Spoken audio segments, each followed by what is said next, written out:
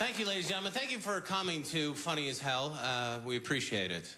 You're a lovely bunch, and you're ready to have a good time, I'm assuming, right? I know you've probably been asked before, but are you ready to have a good time? Are you ready? Yeah, good.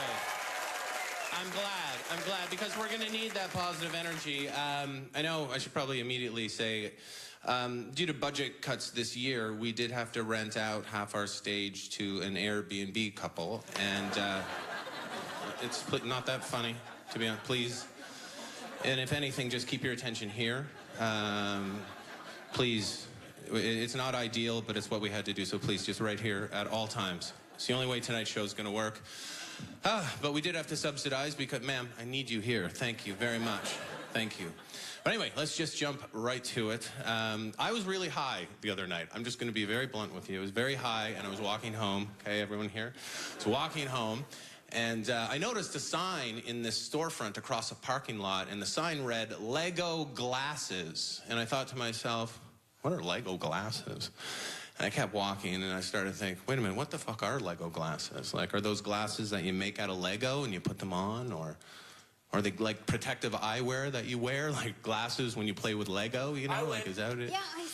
So if you, 3 to 2, babe. I got it. So I didn't know what the Lego glasses, eyes here, please, everyone, you cannot, it's not gonna work if you get distracted, so please. You sure? So anyway, with these Lego glasses, I was concerned, so I decided I was going to walk all the way back, all right? And when I walked back, I went across the parking lot, I gotta piss and I anyway. looked. Babe, you want blueberries? I looked, and it turns out that the sign actually was not what I thought it was at first, okay? The sign was very different. Talking to me and Ghost. If the, Montreal, man, everyone's on the verge of fucking all the time in this city. I swear to God. It's like... Anyway, I'm not helping my cause. So, like I said, the sign said Lego glasses. So I decided, let's come back and find out what those are. So I came back and I got even closer to the sign, and it turns out it didn't say Lego glasses. It said Lego classes. And then I started to, trust me. So then I started thinking, who needs Lego classes? You know, if your child needs Lego classes, honestly, if your child needs a Lego class, watch out. That child needs to be protected, okay? Anything's gonna take him down. A neighborhood cat, a low-hanging branch, you know, anything is gonna take that child down. I agree, I know, it's ridiculous. That child is in trouble. All right, we're on board, good, yeah. And I started thinking, I want to take Lego classes. And some of you are probably thinking, hey, what are you going to use? What are you going to use as your final assignment, John? What are you going to build as your final assignment in Lego class? I'll tell you right now, I'd make Lego glasses. That's what I would make. And some of you are probably wondering, what am I going to use as the hinge to close the arms on my Lego glasses? I'll tell you right now, I'd use the bottom half of a Lego man. Duh. All right. So anyway, if I take Lego classes...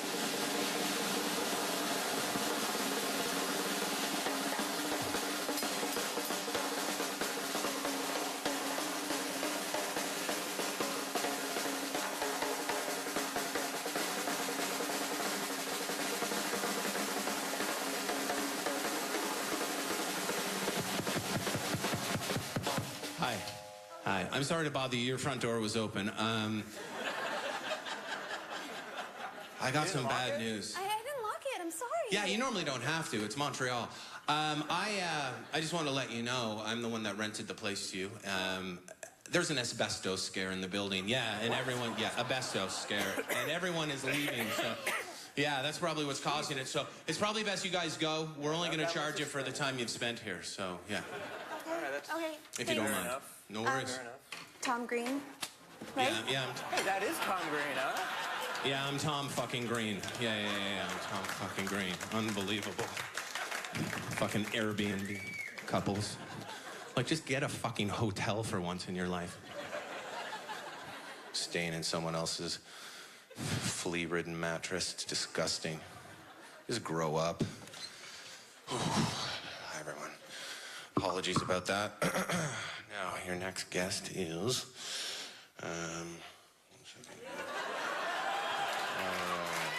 Right, yeah, that's right. Okay, thank you. Your next guest is one of my favorites, good friend from Los Angeles. You've seen him on the History Channel and Vice TV. Please welcome Byron Bowers. Give it up for Byron, everybody.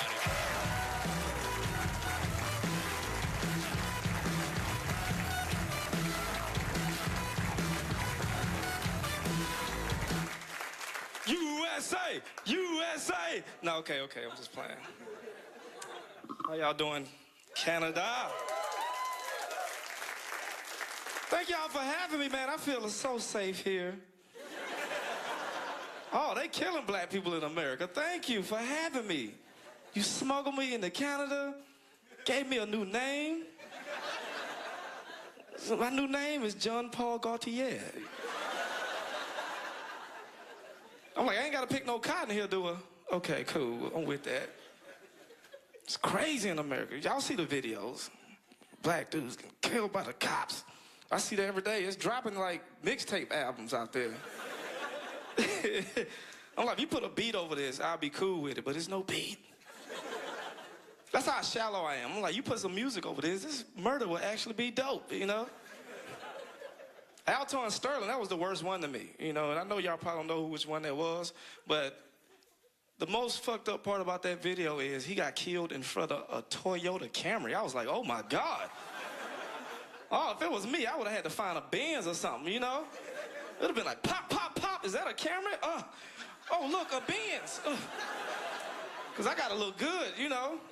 This is going viral. I got to look good before I become a hashtag. Because that's all the police doing is turning niggas into hashtags. You know the average lifespan of a young black man, 25 years of age. Hashtags live forever. People's outraged. They don't even know what to do. They send out text messages like, yeah, we got to show them. We mean business. Let's boycott Target for 30 days. I'm like, what the hell is that going to do? Target didn't hurt nobody. I'm getting them all fired up like, yeah, you want to show their ass? Huh? You want to show them? Let's not wear lotion for 30 days. They like, shit, I can't do that. A bunch of black people out there ashy, just crusty ass skin, just shaved, just walking around. It look like a scene from The Walking Dead, just like a bunch of zombies out there. And who you think society more afraid of? Black people or nigga zombies? I say nigga zombies.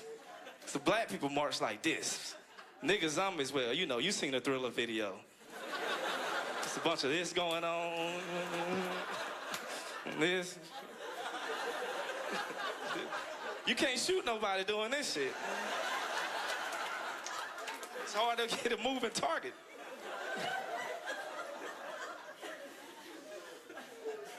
I know some of y'all are, I'm afraid to laugh at this. Look, I'm just trying to warm y'all up so I can talk about these Jews.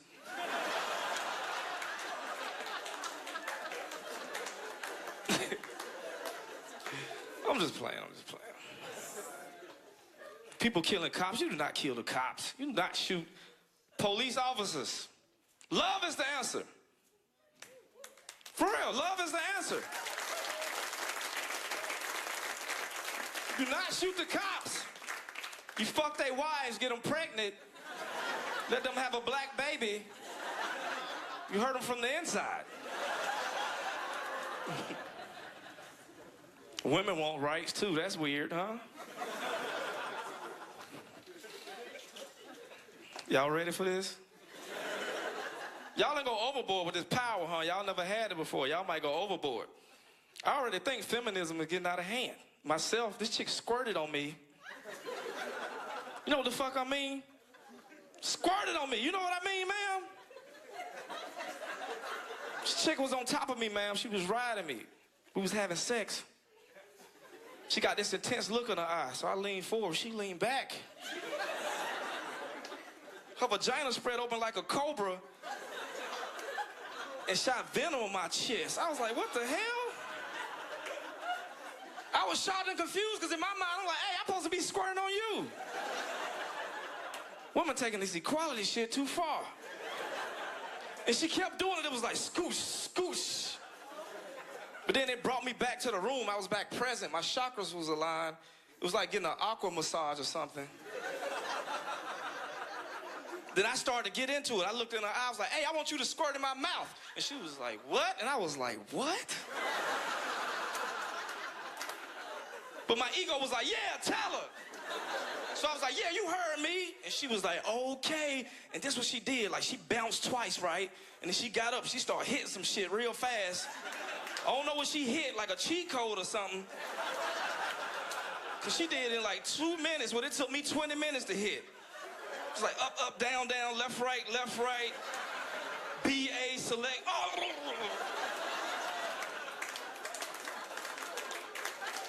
She waterboarded me. I took a warm ice bucket challenge that night and almost drowned. It's crazy out here. Even with a condom on, sex ain't safe. I almost got suffocated doing some shit I saw on the internet called face sitting. You know what that is?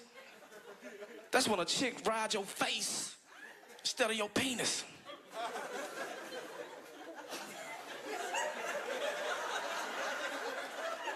Big girl, her thighs were thick. So when she got on my head, everything went quiet and dark. As if I put on some giant noise-canceling headphones. I was in airplane mode like a motherfucker. I couldn't get a signal out. I'm beating on her thighs. She riding faster. I'm screaming like, help! But it was muffled because the words went inside her pussy and back into my mouth. I was eating my own words. And just when I thought I was going to faint. Like, you know when you can't breathe and you're like, I'm starting to accept, like, this how I'm going to die. I thought about that phone call my mom would get. And they got to explain to her, like, yeah, your son died in a face-sitting accident. Like, she got to go down to the morgue. And they got to pull me out that file cabinet, like that refrigerator meat, that drawer with the fridge meat and the cheese. They got to pull me out like that. And she got to look at my cold, dead body. And they explained, like, yeah, you could tell it was a face-sitting accident because his mouth is open and his eyes is closed. And on his face, they have a substance that they call truffle butter. Truffle butter, sir, is when the juice from the asshole and the vagina mix together like a butter. Oh, don't all that. They serve it in the restaurants. It's expensive as shit.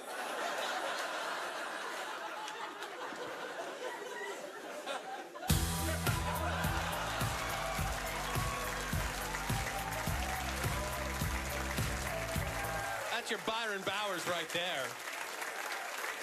Our next comedian coming to the stage is a male human who can fit into size 2 girls' pants. Please welcome Adam Newman. Go nuts for Adam Newman.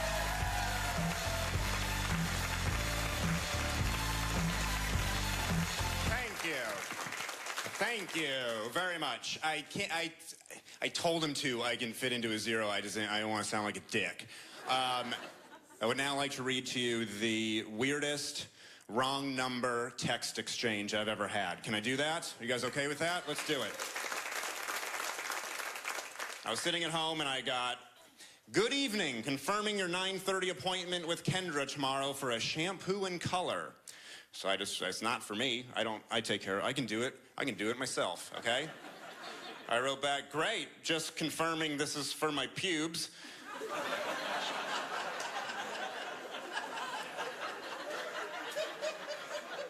I don't want to go through the same ordeal as last time.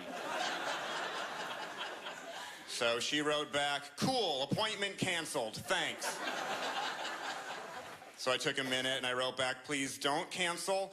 My roots are showing and I just got invited to a big pube party. She wrote, please stop responding. We obviously texted the wrong number. And I wrote back, well, I guess you don't have to be a genius to work in a pube coloring salon, do you? And here's the thing. I realize I'm the comedian. I should be the funny one here, but credits where credits due.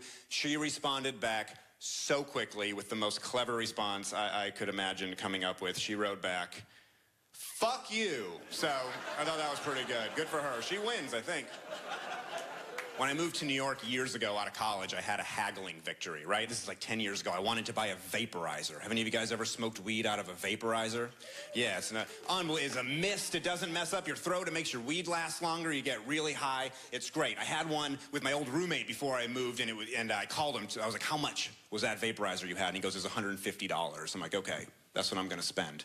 And I went to the head shops in my neighborhood and I found the exact same vaporizer he had, and it was $180. I was like, okay, I'm gonna start low, we're gonna meet in the middle, I'm gonna get this thing for $150. I told the guy at the head shop, I go, I'll give you $90 for that.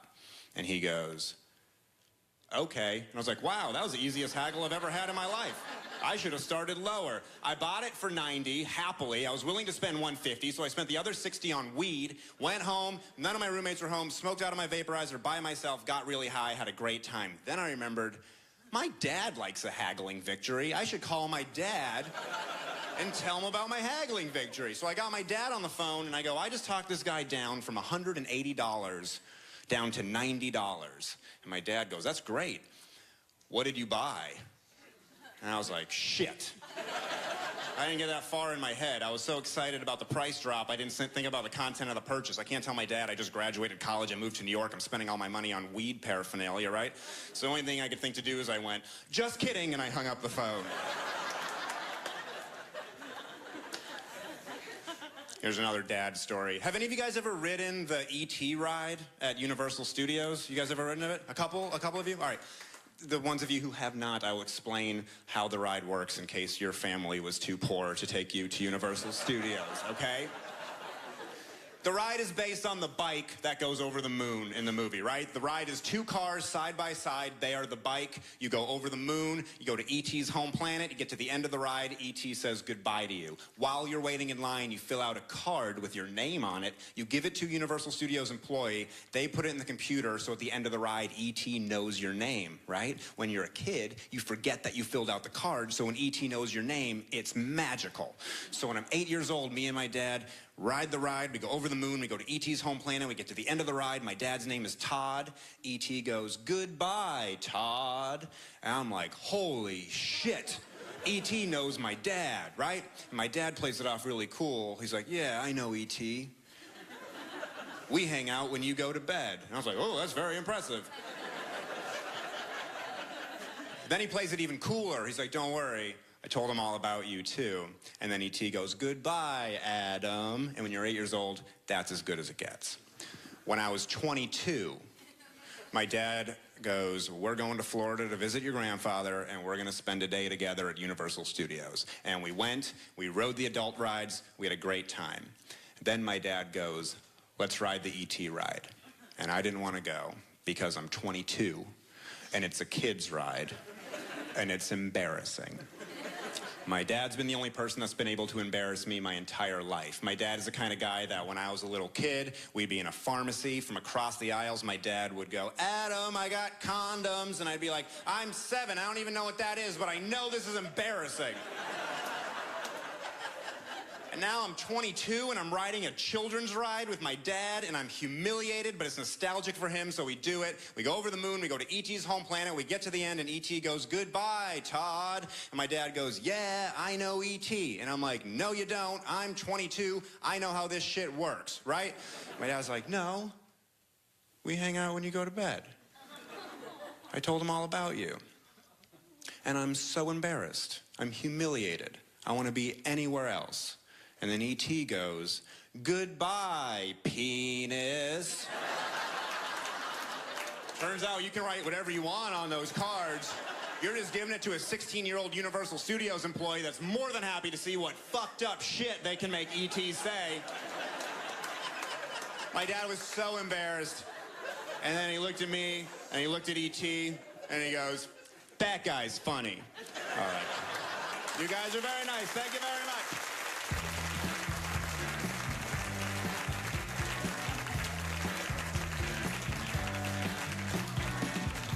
That's your Adam Newman right there. That's your Adam Newman going on the E.T. ride with his father. Just too sweet a story.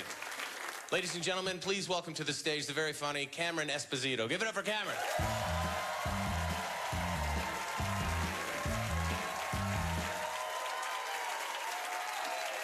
You guys, give it up for John Doerr.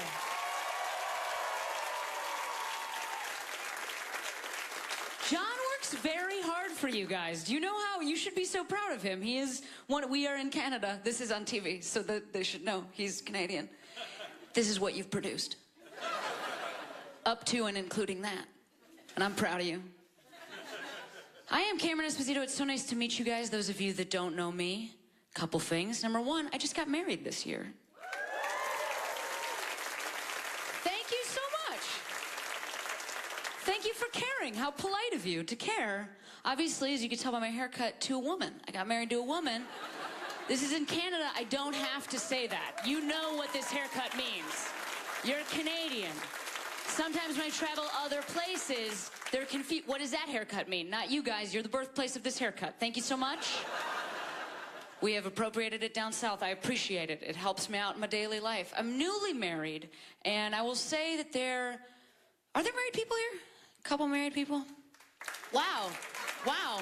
So, a couple, but none excited about it. Not just all a delayed reaction, unsure if you've filed yet for divorce. The entire audience. Are we still married? Technically, yes, but we don't live together and we haven't for years. That's you guys. I will say the biggest surprise for me being married is that every night at 11 p.m., if I'm still awake, I find that I would like to have a baby. And this is some new shit, Canada. This is some new stuff for me. I never thought I would want to, like, I always knew I wanted a parent, but I thought I would, like, buy or steal kids. I never thought I would want to grow mine in my body. They don't even make maternity motorcycle jackets. What would I wear? I will say, well, first of all, I'll acknowledge one thing. If we decide to do this, my wife and I decide to have a baby, we will have to get takeout. Or like delivery or whatever. Because we don't have all the raw materials for a baby in our kitchen. It's like definitely a delivery, not a DiGiorno situation. And that's fine, because I do not like a rising crust, as it turns out. And that's an erection joke, and I say it, but I don't want to shame anybody here that gets an erection. How could I shame you for having something that I have at home in a drawer? How could I do that to you? If we decide to do this, there will be one very strong benefit. Not the baby, that's the result. It's not a benefit. See, if I decide to get pregnant, grow a baby in my body, at least for once in my life, my period would not be completely useless to me. And I love to say the word period on stage. I love to be a side-mulleted female comic looking a bunch of dudes right in the eye. Say period a bunch. Period. Period. Period to you. I like to connect with you and remind you that this is a part of our lives because we don't talk about it, and that is bonkers. It is bonkers that we don't talk about having our periods. I don't know what the statistics are up here because I didn't Google it, but in the States, 51% of people are women. More of us have periods than don't. You could say the sentence, like most Americans, I have a period, and you would be speaking the truth. But still, we can't talk about it because it might make some sad little baby men so sad. Have to think about it because it's so gross to think about something gross coming out of a body. Oh, because it's disgusting when things come out of a body. You only think that about women's bodies. That's true. Men's bodies, we can talk about your bodily fluids in polite conversation. We can talk about it at work. Semen is a major plot point in the movie There's Something About Mary, and I saw that movie with my parents. That's how comfortable we are talking about the stuff that comes out of dudes' bodies. But women's bodies, sweep it under the rug, wipe it up, throw it away.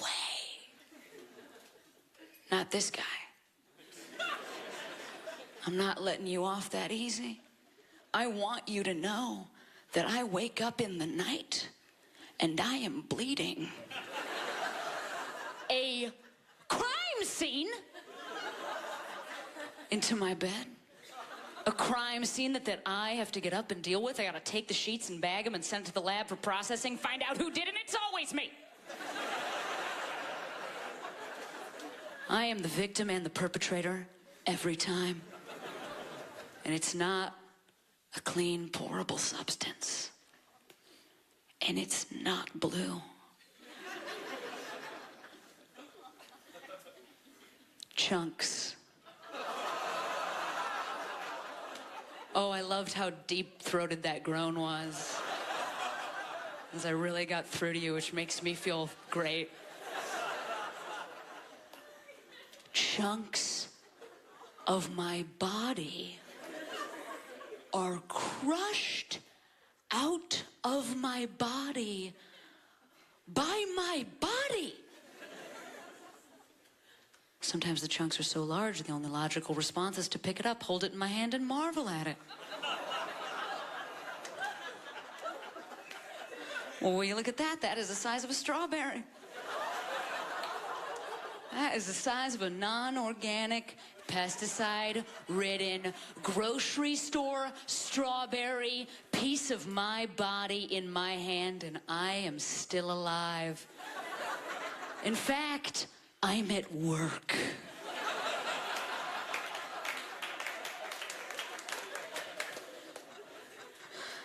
Every month is like Wolverine's origin story that I somehow survive. In Canada, he's one of you, right? I just realized that I had that in my hand, then I closed my hand, and then I touched my hair. So where is it's in my hair? Hang on a second. Now it's in my pocket.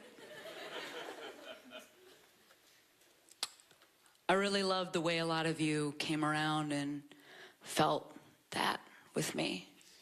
That joke and that experience. I felt like a lot of dudes, but these dudes, they fucking loved it. And the rest of you, that's who you should be like.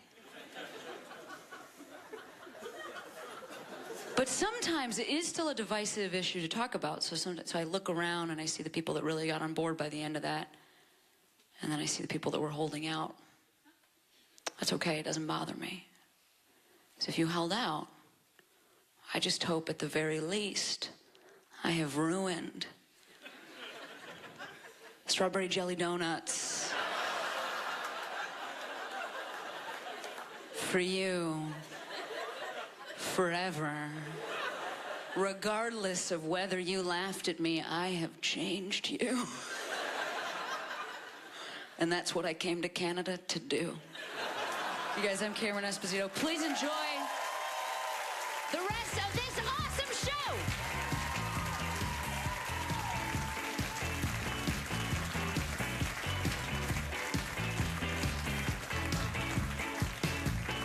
Cameron Esposito. Give it up for Cameron Esposito. Yeah. Ladies and gentlemen, thank you so much for coming. You've been a lovely crowd. Good night, everybody. Bye-bye.